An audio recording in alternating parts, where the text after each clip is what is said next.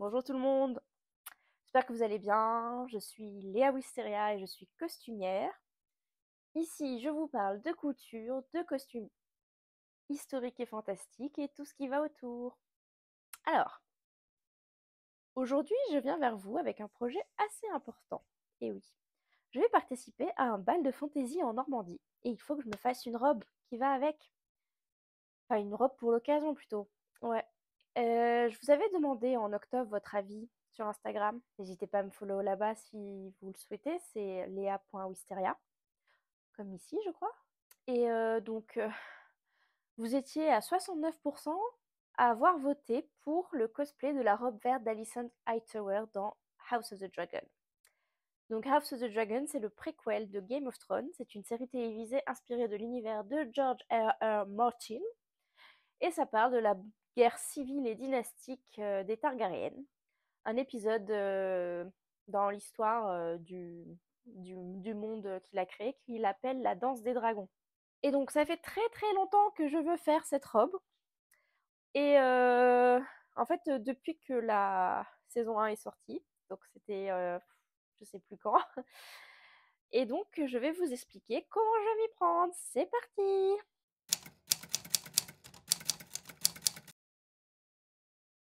Alors, je crois que j'ai longtemps repoussé ce projet car il m'impressionne un peu beaucoup. J'ai tellement envie de bien faire que je me lance pas et puis j'ai vraiment peur de rater cette robe. Alors oui, bien sûr, elle sera jamais comme celle de la série, hein. Je vais pas faire un truc screen accurate, comme on dit dans le jargon. Mais bon, ça c'est pas très grave. L'idée c'est vraiment d'avoir une inspiration et puis quand même elle est assez reconnaissable. Et bien sûr, oui, l'idée c'est le principal c'est de m'amuser, d'avoir une superbe robe et puis de m'amuser à la faire aussi. Et donc, si je peux la porter pour ce bal, ça serait super. Mais pour ça, il faudrait que je me dépêche. Globalement, j'ai 3 semaines pour la faire. Le bal est le 1er février. Je ne sais pas si ça va le faire, mais je vais la commencer. Puis au pire, j'aurai bien une autre robe à mettre. Hein, c'est pas ça qui manque chez moi. Dans mon armoire, les robes, les robes de bal. Ou les robes habillées en tout cas. On va essayer, mais en tout cas, on s'y lance parce que sinon j'arriverai jamais à la faire. Donc, pour commencer, nous allons parler fourniture.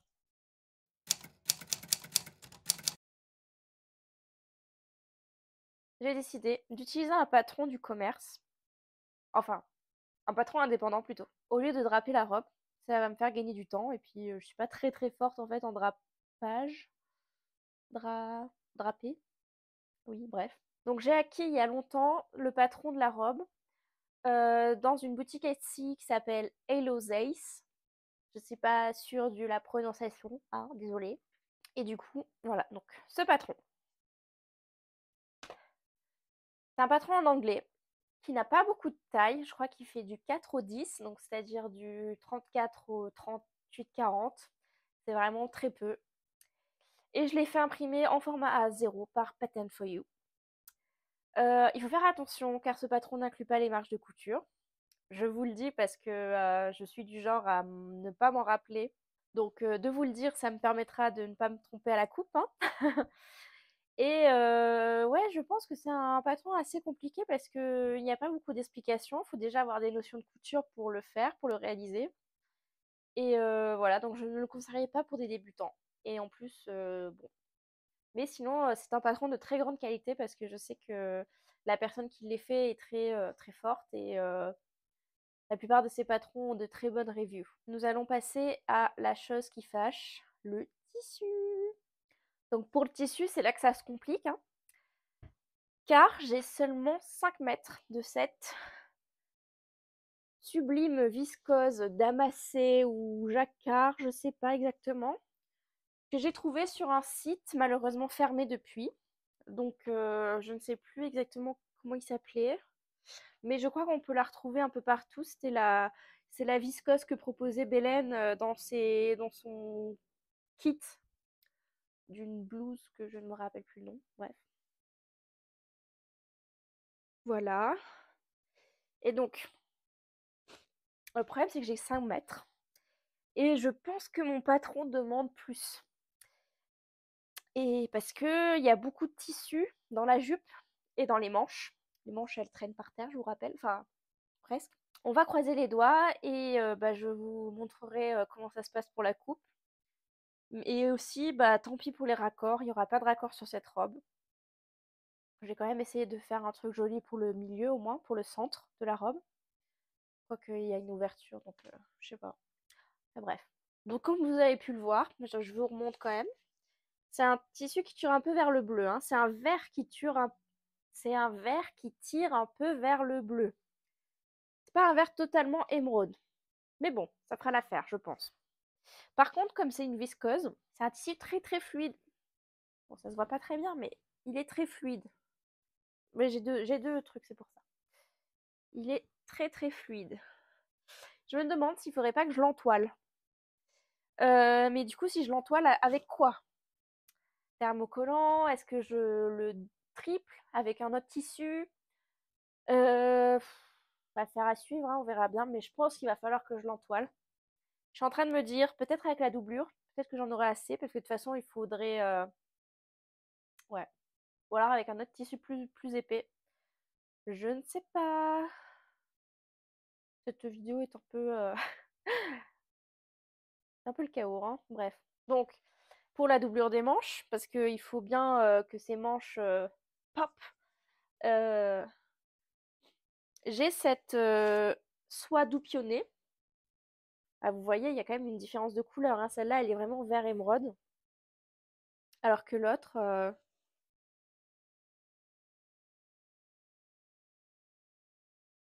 Ouais. Je sais pas trop comment ça va rendre. Cette soie, je l'ai achetée sur Etsy dans une boutique indienne. C'est pas de la très très bonne qualité, je pense. Mais bon, ça fait l'affaire. Elle est un poil transparente aussi. Et voilà quoi. Est-ce que les deux couleurs ensemble vont bien? C'est un truc que j'aurais dû vérifier quand même, hein. Je suis pas très convaincue. Hmm. Oh, je sais pas quoi faire, mais je veux pas acheter du nouveau tissu. Bon, je découvre des tissus chez moi. Dites-moi, préférez lequel? Est-ce que vous voyez une différence? Bah non, vous voyez pas de différence. Si, un peu. Lui, il est un peu plus foncé, je dirais, que lui. Du coup, ouais, on va voir. Bon, attendez. Bon, il n'y a pas photo, mais je crois que celle-là, toc, va beaucoup mieux que celle-là avec celui-là. Ouais, ouais, ça ira. Bon, les couleurs sont pas terribles, hein. Oh, vous avez vraiment une qualité de merde, même. Oh. Désolée, hein, je fais ce que je peux. Je vous mettrai le lien de mon Ko-fi si vous voulez m'acheter une caméra, mais... Bref. Ouais, là, on voit pas mal. Ouais, je vais partir avec celle de droite.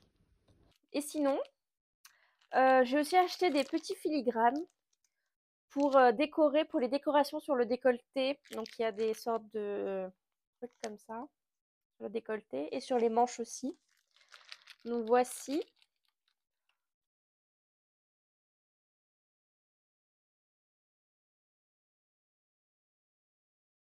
Voilà, bon ben on va voir ce que ça donne, hein. Je vous tiens au courant de toute façon. Mais je trouve qu'ils sont plutôt jolis. Je pense que ça sera de l'approximatif, mais de l'approximatif mignon. Voilà, c'est ma ligne de conduite. Alors, j'ai découpé le patron et je vais commencer par une toile.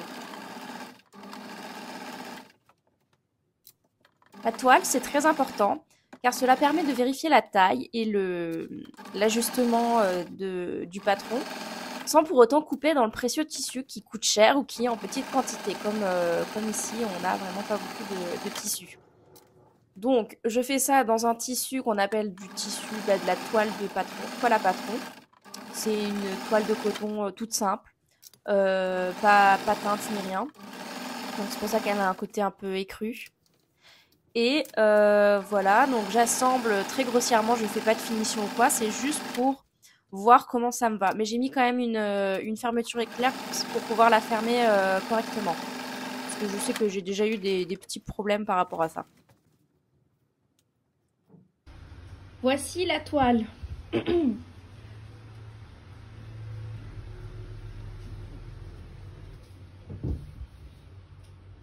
Voilà. Comme vous pouvez le voir de ce côté, ça baille un peu. Du coup, j'ai mis des petites pinces ici. Je vais essayer de les enlever au patronage. Bon là, j'ai mal cousu ma pince poitrine, enfin ma couture princesse, pardon. Et pareil de derrière, parce que sinon c'était trop large au niveau des épaules. Ça faisait beaucoup de tissu. Donc voilà, c'était pas très joli. Mais sinon, ça me va bien. C'est un peu serré au niveau de la taille. Faut pas que je prenne un kilo de plus. Hein. Pour la toile, je l'ai faite plus courte. Mais en vrai, elle ira jusqu'au pied. Voilà, je n'ai pas fait les manches non plus. Mais c'était juste pour voir si les manches m'allaient. Moi et mes gros bras. Mais franchement, ça va. Donc après, il y aura un pan de tissu qui va descendre. Et aussi, je sais pas si vous voyez. Ouais, ça se voit un peu. Oups. Voilà, là j'ai fait une ligne pour marquer le décolleté. Mais j'ai pas essayé de le couper sur la toile parce que j'avais la flemme de faire les petits liens qui vont tenir ça pour pas que ça se défasse et que ça fasse hop là pla pla. Voilà, vous voyez ce que je veux dire. Hein. Voilà, voilà. Donc maintenant, je vais pouvoir m'attaquer à la coupe.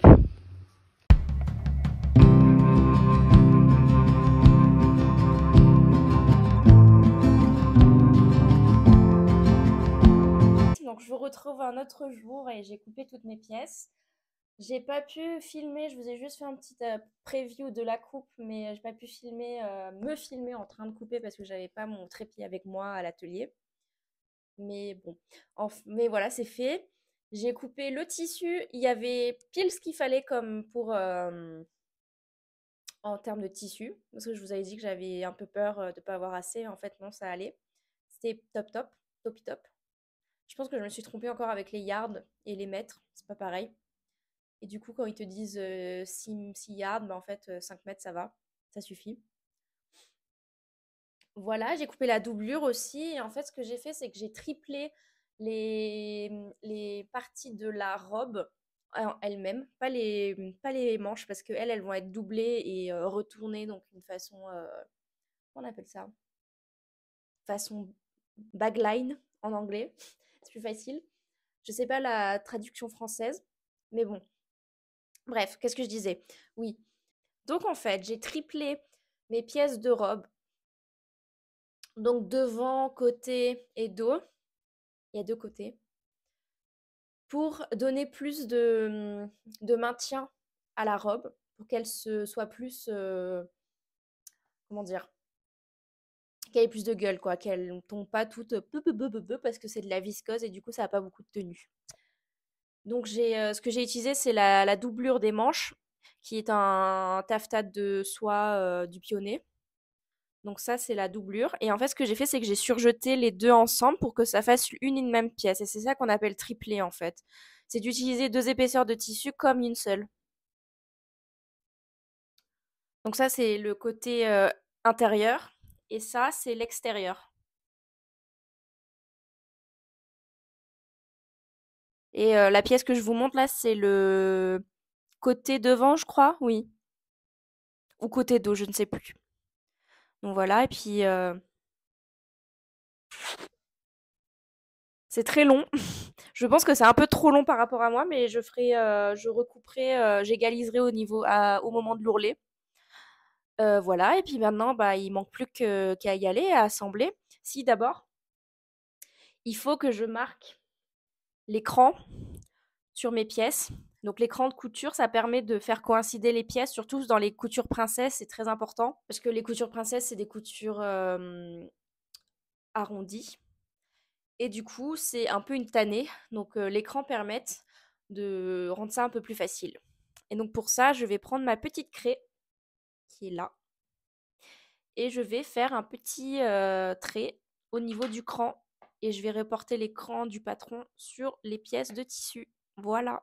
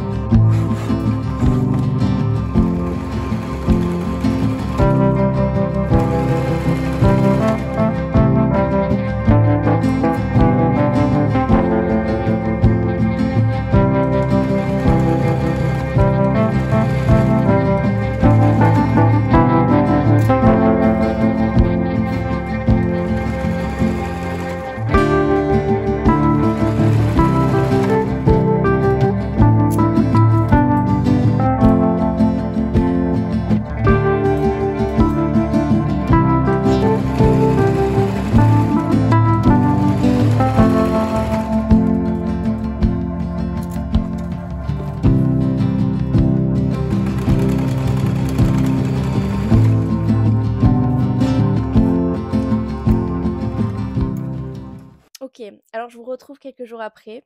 J'ai pas beaucoup filmé parce que j'étais prise dans le flow et que je voulais avancer vite. Mais comme vous pouvez le voir, la robe est presque terminée. Je suis très très contente et vraiment elle rend vraiment bien. Je dirais que c'était assez rapide à faire, assez intuitif, par les manches qui m'ont donné un peu de fil à retordre. J'ai dû les monter au moins 3 fois avant de les mettre dans la bonne position. C'était un peu prise de tête.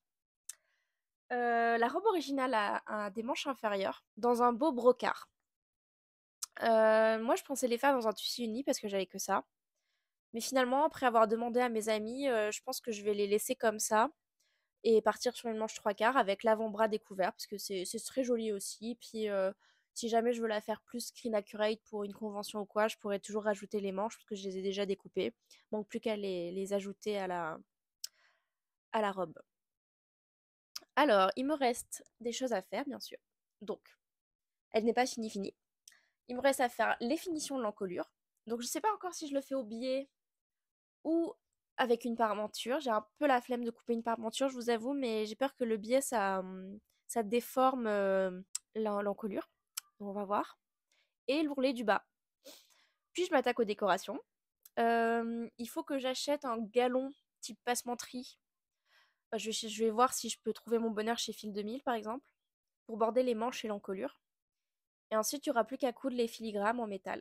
Les filigranes en métal.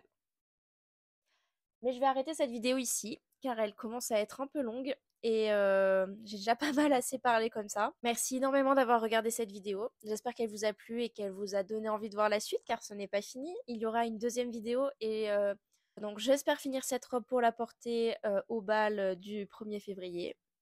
Et je vous montrerai le reveal dans le château où aura lieu le bal. Voilà, donc le format de la prochaine vidéo sera un peu différent, ce sera un vlog et je vous amène avec moi au bal des légendes en Normandie. N'hésitez pas à laisser un commentaire si vous avez vu la série House of the Dragon, si vous avez aimé.